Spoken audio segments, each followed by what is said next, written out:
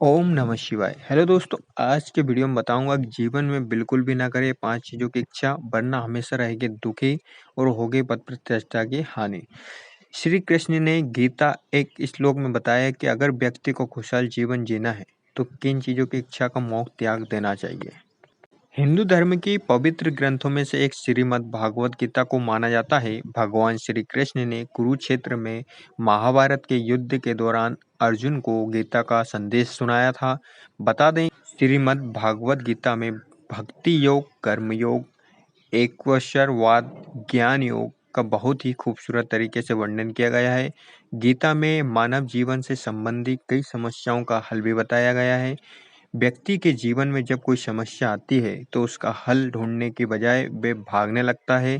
जिस प्रकार महाभारत के युद्ध के दौरान अर्जुन अपने को खोने के डर से काफी निराश हो गए थे, इसी तरह कई बार हम भी जीवन में कई समस्याओं को देखकर विचलित हो जाते हैं।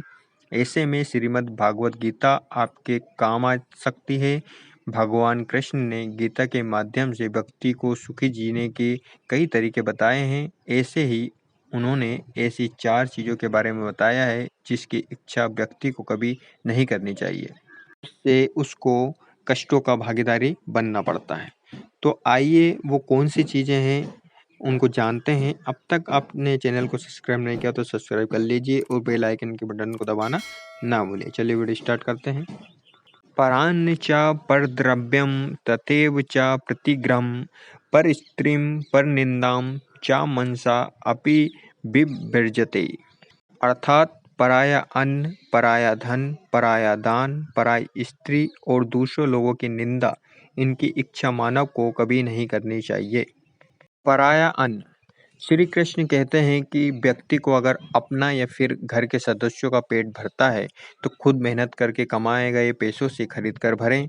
किसी दूसरे के अन्न में खुद का हक ना समझें, क्योंकि वो अन्न किसी के द्वारा की गई मेहनत के बाद ही मिला है। ऐसे में अगर आप पराये अन्न की इच्छा रखते हैं तो स्वास्थ्य पर अच्छा असर नहीं पड़ता। पराया धन, कभी भी दूसरे को धन का अपना नहीं समझना चाहिए। अगर आपने किसी का धन छल से ले लिया है तो उसे कई गुना अधिक चुकाना पड़ सकता है। ये धन स्वास्थ्य और शिक्षा या फिर किसी अन्य तरह से खर्च हो सकता है। पराया दान, हिंदू धर्म में दान का विशेष महत्व है। दान करने से पुण्य की प्राप्ति होती है। श्री कृष्ण कहते हैं कि अगर आपके अंदर दान की इच्छा है तो खुद के द्वारा कमाए गए पैसों के ही दें। अगर आप किसी दूसरे व्यक्ति के द्वारा लाई गई चीज़ों का दान करते हैं तो उसका 1% फल आपको नहीं मिलता। पराई स्त्री, पराई स्त्री की इच्छा रखना महापाप माना जाता है। जिस तरह आप लहसुन या प्याज खाकर उसकी गंध को नहीं छिपा सकते, इसी तरह किसी पराई स्त्री की इच्छा करने से उसे आप छिपा कर नहीं रख सकते।